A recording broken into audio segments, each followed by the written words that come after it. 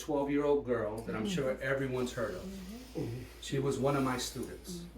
So I started the day in a sobbing community, right? The mother collapsed, okay? She got picked up by an ambulance. And why I share that story is because that's what you hear about Hartford, right? Those are the things that you hear about. But it doesn't get any easier. So for example, when I got the phone call last Friday that this young girl just starting her life at 12 years old, at 6 in the morning, I was with my wife. I woke up, and long story short, we set up support services for the staff, for the school. By 1 o'clock, we already had the funeral paid for. By 1 o'clock, Yes. okay? We found the resources and everything to pay for the funeral. So you think that that's a wonderful thing, but those things don't get easier, right? It's actually sad that we already have those things in place, because this is an ongoing thing that happens like regularly. And so as a result, we have systems in place to handle those things, but it does not get any easier, and the trauma continues to persist, right? And so in order to combat those problems, you need real solutions and live solutions and folks that are from that community to be able to talk to that.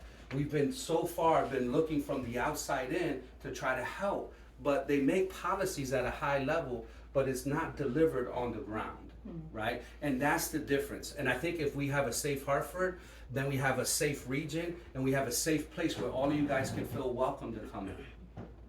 So the second thing is, I think, is education, right? Most of us here have children. I've seen children. We got babies in arms and all of these things. And most of the conversations that I've had here is about our children.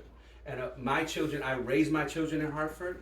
We have 3 college graduates. I'm happy to say they all went off to college and have come back to the city of Hartford and are leaders in their own right. They're not young leaders anymore. They let us know that they're adults.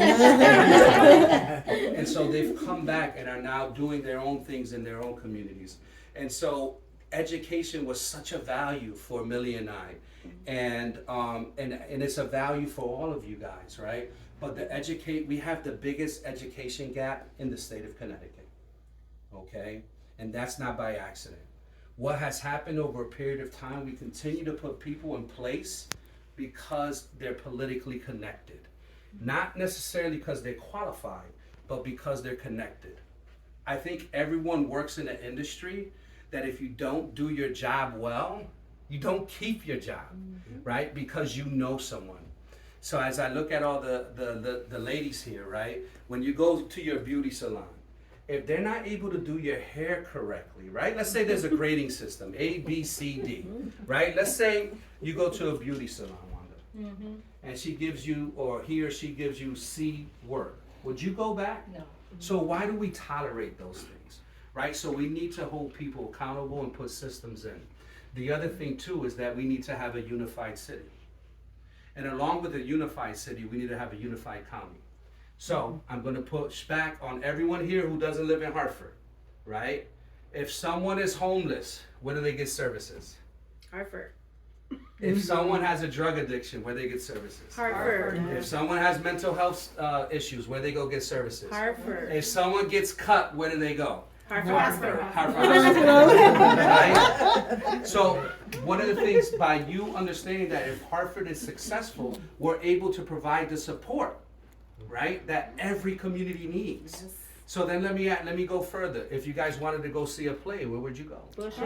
If you wanted to go out to see, you see, all of it is interconnected. So when we think about giving back in our communities, right, we think about, okay, well, let me give $50 to, what's the name of that commercial with the animals? ASPCA. ASPCA. Who sings the song? Sarah McLachlan. Right? So we say, okay, right? We say, okay, let's give $20, and we feel good, right? And there's nothing wrong with that. Look, I have a pit bull myself, so please give to that.